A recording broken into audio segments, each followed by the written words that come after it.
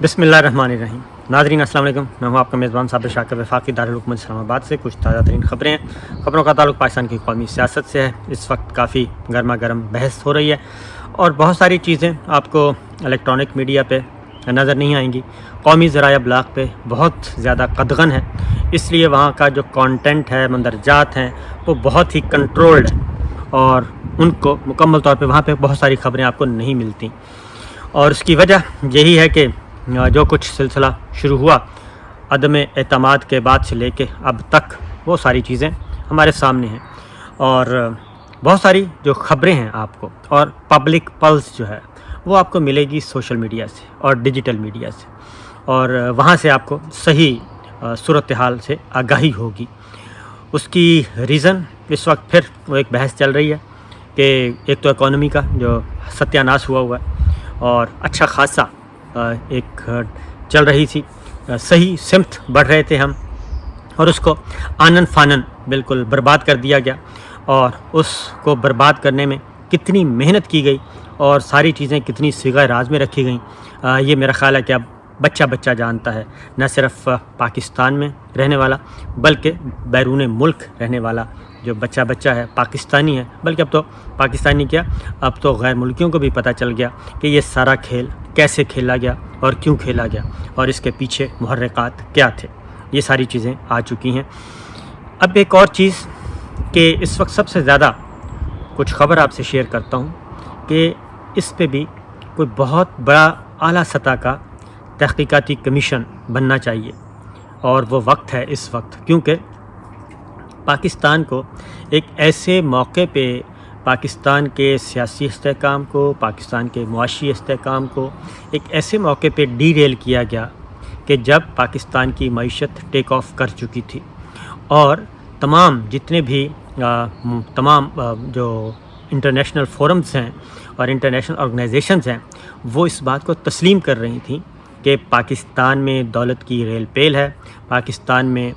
जो है per capita income वो बढ़ रही है, और अगली बात ये कि पाकिस्तान का जो शरह नमू है जीडीपी वो भी ऊपर जा रही है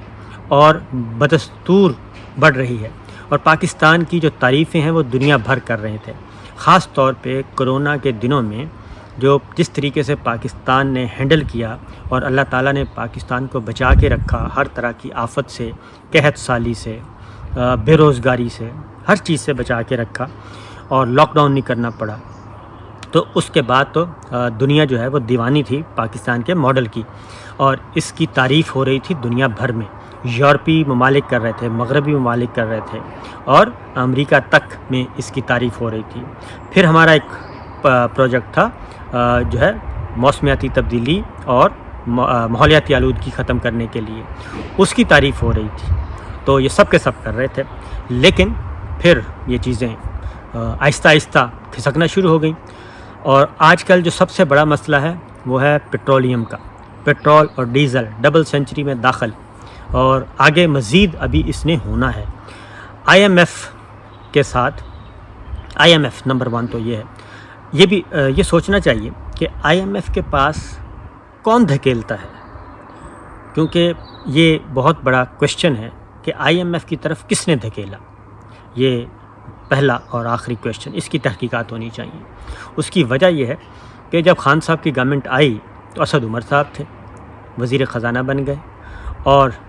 उन्होंने IMF के साथ मामला जब हुए तो IMF की उन्होंने शराइत मुस्तरद कर दी और उन्होंने कहा कि इन कड़ी शराइत के साथ हम आगे नहीं बढ़ सकते,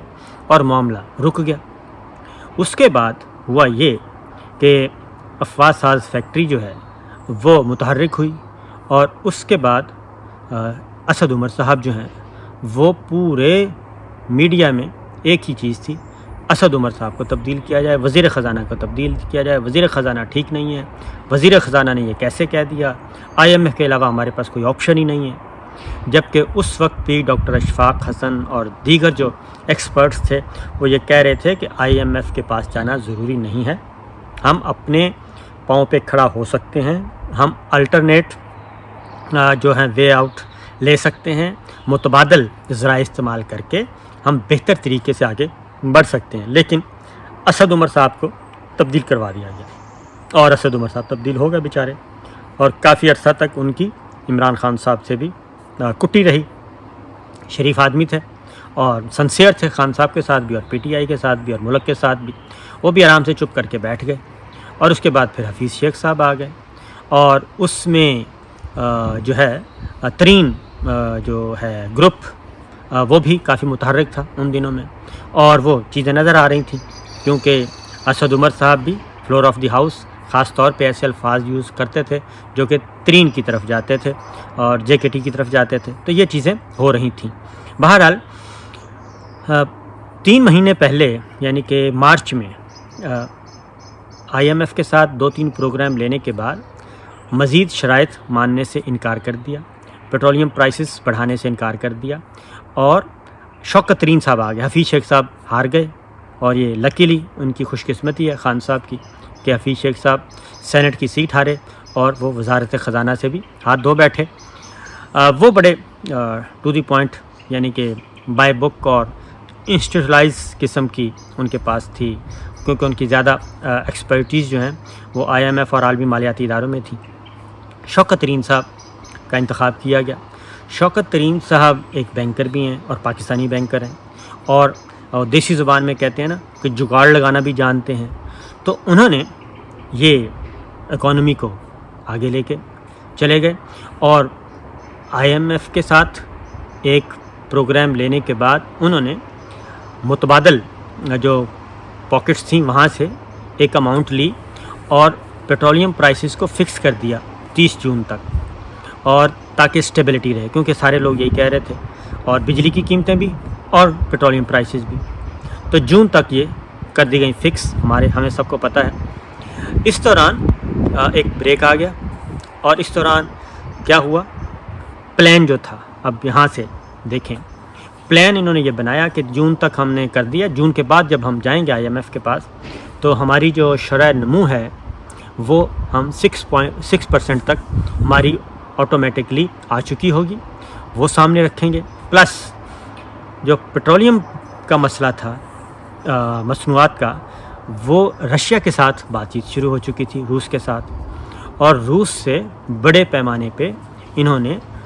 جو ہے پیٹرول اور ڈیزل یہ پرچیز کرنا تھا پاکستان نے، اور وہ بھی 30% سستا، اور یہ چیز میچیور ہو چکی تھی۔ یہ پرائم منسٹر ٹو پوٹن یعنی کہ پرائم منسٹر آف پاکستان اور پریزیڈنٹ پوٹن کے لیول پہ بھی، اور منسٹرز لیول پہ بھی، اور سفارتی لیول پہ بھی یہ ساری چیزیں ہو گئی تھیں، خط کتابت شروع ہو چکی تھی، اور باقاعدہ طور پہ اس پہ ورکنگ شروع ہو چکی تھی، اور اس میں ان کا تھا کہ اگلے 2 سے 3 مہینے کے اندر ہم یہ سستا فیول لیں گے، 30% سستا، اور یہ ہم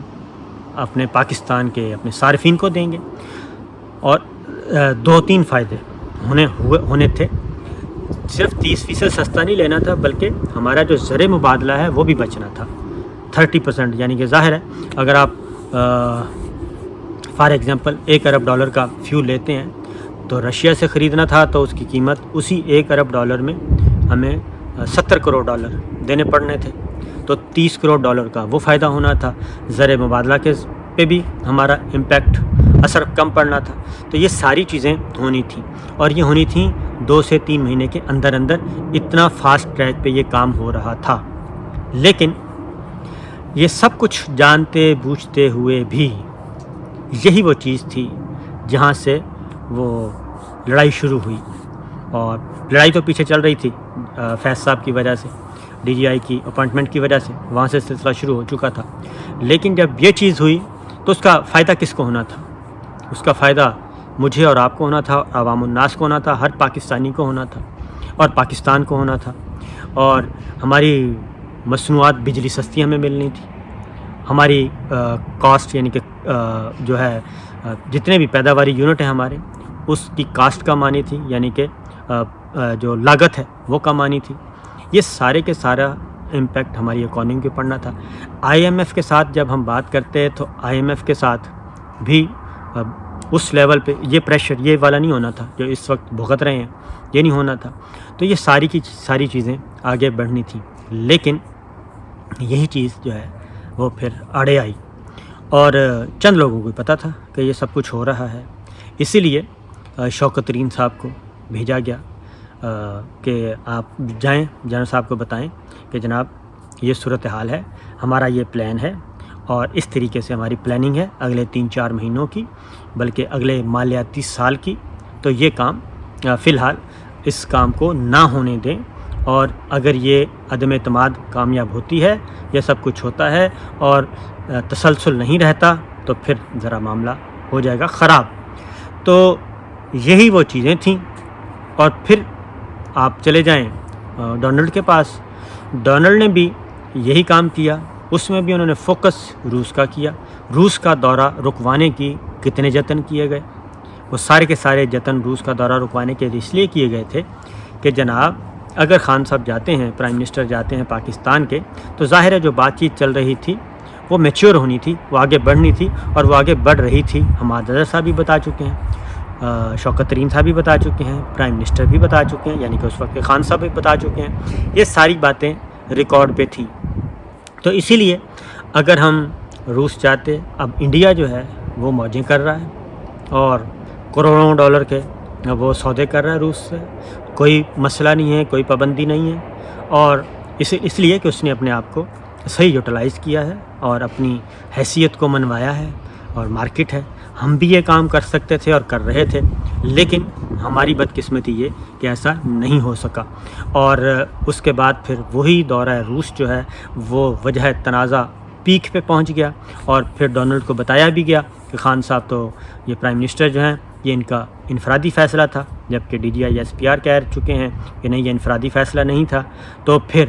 ان کو کون بتا رہا تھا کہ یہ انفرادی فیصلہ ہے؟ پاک فوج کے ترجمان کہہ رہے ہیں کہ نہیں، انہوں گئے تھے، اور اس کے بعد یہ بالکل ایک پاکستان، ریاست پاکستان کا فیصلہ تھا۔ بلاول بھٹو اس وقت جو موجودہ وزیر خارجہ ہیں وہ بتا چکے ہیں، تو پھر ڈونلڈ کو یہ ساری باتیں کون بتا رہا تھا؟ یہ ہے وہ ملینز ڈالرز کا کویشچن جس کا جواب ابھی آنا باقی ہے۔ تو یہ سارے معاملات ہو رہے تھے جی۔ اگر یہ ساری بستی نہ اجاڑی جاتی تو ہم پورے پاکستان کے 22 کروڑ عوام اس وقت موجیں کر رہے ہوتے اور خوشیاں منا رہے ہوتے، اور نہ IMF کا پریشر ہونا تھا، اور فیول جو ہے وہ اس سے بھی کم قیمت پہ ہمیں مل رہا ہوتا، جو اس وقت